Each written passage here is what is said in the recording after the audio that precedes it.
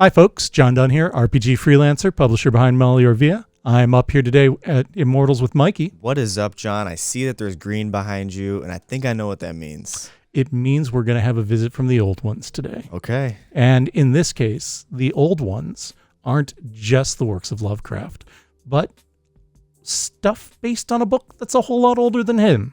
Okay.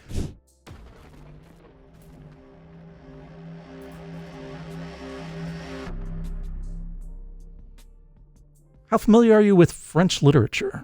You know, I wish I was more familiar, so I'll just answer like that. All right. Did you ever happen to read Alexandre Dumas' masterpiece, The Three Musketeers? You know, I really haven't gotten to really read it and soak it all Have in. you perhaps seen one of the many film or television adaptations? I believe I have, but not to the full extent. Do you have a preference?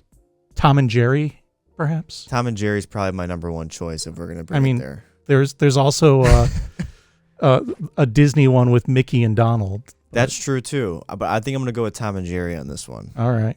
Fair enough. I mean, I like the Disney one from the 90s with Charlie Sheen, but Okay. everybody I has don't their think own I've seen preference. that one. I dig it, but not everybody does. In Okay, any I'm gonna check case, it out. there's a lot of them going back to the silent movie era, and a lot of them are fantastic, and I've enjoyed many of them. But the one we're talking about today is Musketeers versus Cthulhu. So this is under license from Chaosium. It's published by Nightfall Games. The creator behind it is Bill Heron, who's done a lot of work for Modiphius, Mutant Chronicles, Infinity, Octone Cthulhu. So he's got some Cthulhu chops going into this. Claudia Christian, does that name mean anything to you? A little bit. She was one of the leads on Babylon 5, science fiction Okay. TV show from the 90s. Don't know if you ever watched it. I've heard of it, but never watched. So she co-wrote a short story that was used as the basis for this, as part of an anthology that was Musketeers versus Cthulhu.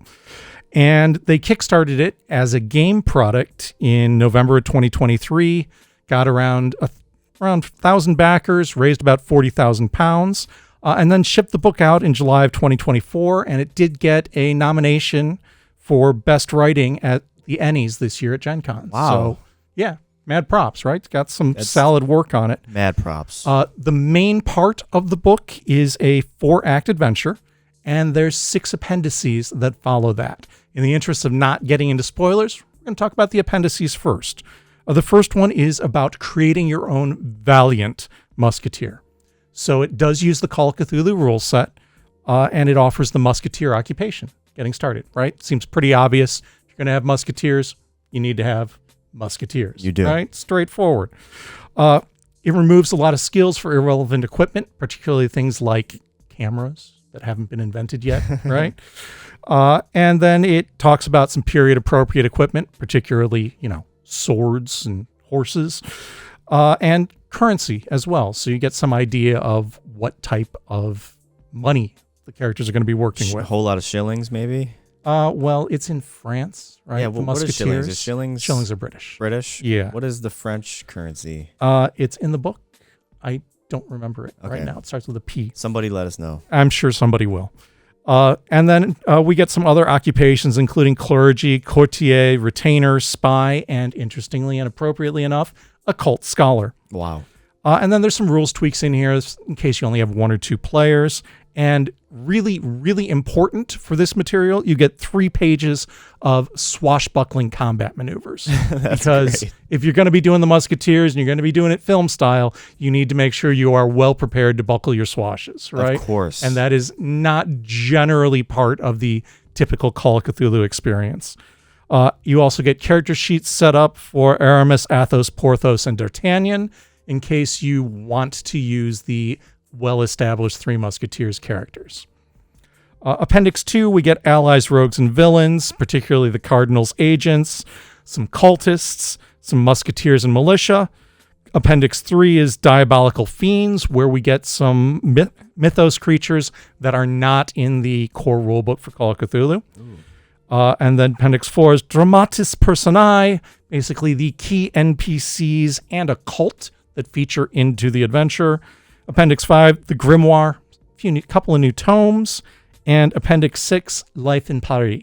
So we get, basically a little bit of background atmosphere for the city wherein the adventure will be experienced. All right. Before we get into the adventure itself, I do want to point out this adventure does not feel at all like your typical Call of Cthulhu adventure, which makes sense because we are swashbuckling heroes fighting elements of the mythos rather than, occult investigators. Right, and with no modern technology whatsoever. Of course, but we're also going to be, swinging a sword against these monsters while swinging from a chandelier, right? So that kind of drama and swashbuckling is really the central focus of the adventure instead of the investigation. I don't see any of these characters walking into a library to look something up on purpose, right? Yes. That's just not the essence of those characters, and that is not at all a part of the adventure.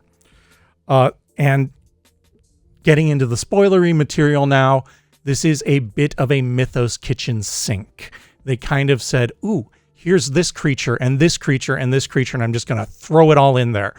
Thematically, from a Cthulhu standpoint, that's a little weird, but from the swashbuckling standpoint, or from the perspective possibly of somebody who's coming to this with a primary interest in the Musketeers, it absolutely fits, and it really fits that theme. Kind of gives you a lot of creativity just to here, there you go. There's quite a bit of free reign there. So the first act, L'Affaire de Poisson Rouge. Ooh, I like that. So the characters fight the Cardinal's guards, which, okay, Musketeers, got it. They're going to fight the Cardinal's guards. But while they're fighting them, they also fight a group of Deep One hybrids, right? So these are basically people with fishy elements, and then they run into the Deep Ones, so fish people that worship Cthulhu. The ones from Unfathomable and those types exactly. of, wow. And then we encounter ghouls who are also kind of hanging out in the same spot as the Deep Ones.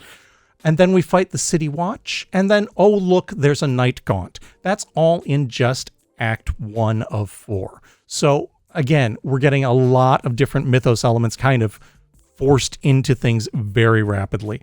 Act 2, the House of Hastur, not Hastur, because this is a haunted house story. Again, really in keeping with the swashbuckling, where they get this chance to explore that, and then they encounter a sorcerer and a loup-garou, and they even venture into the Dreamlands. Again, we're fitting a lot of different Cthulhu elements in a very small narrative space here. In Act 3, the Courtyard of Miracles, they meet with the king, who charges them to go into the catacombs beneath Paris to fight ghouls to try and recover a lost artifact. Along the way, they find out that Cardinal Richelieu's mistress is a mask of Nyarlathotep. There's a fallen sorcerer that they must deal with at this point, and also an actual avatar of Nyarlathotep. Again, lots of mythos elements crammed into a very small narrative space. What's the difference between an avatar and a mask? A mask is a personification. An avatar is actually the god. Oh, shoot. Yeah, so they're it's busy. A big deal. Yeah, they're real busy here, right? Act 4, Nuit the Apocalypse, and I'm probably mangling my French there. The Night of the Apocalypse. You've been pretty strong here. We have a riot in the streets of Paris. We have cultists who are posing as Protestant Huguenots, that because the Parisians now are suddenly meant to think that the Protestants of England are invading and trying to seize control of the city.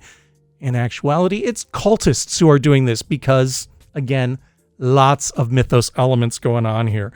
Over the course of the adventure, over the course of this act, the characters encounter a dark young of Shub-Niggurath. They encounter Deep Ones working with my Lady de Winter, another archetypical Three Musketeers character. They encounter a Hound of Nyarlathotep, skinless horrors, and another full-blown avatar of Nyarlathotep. Lots and lots of stuff going on here. Very high drama. In a typical Call of Cthulhu game, these characters would have gone insane, most likely before the end of the first act. Yeah. Partly because of this, I would strongly advocate that game masters consider using the Pulp Cthulhu rules here. I think your characters are going to have a better chance of seeing it all the way through to the end. In any case, lots of swashbuckling adventure, lots of cool ideas, lots of experiencing the mythos through a completely different lens. And I think this book does a great job of setting that up and giving you some real neat framing work. I like it as much for the rules content that they present as I do for the adventure. I think this could be a lot of fun, particularly if you've got a group that's, just sat down and watched a Three Musketeers movie before they got into this. Not the candy bars, but one of the Candy films. bars are good too. If it's interesting, if that sounds like something that's cool to you, we've got this on the shelf at Immortals Inc. or available at immortalsinc.com. $32, 3-color book, 112 pages, Nightfall Games, hardcover, and a full color cover. Till next time, folks, good gaming. Very well said, John. Pick it up right below. I'll see you guys next time.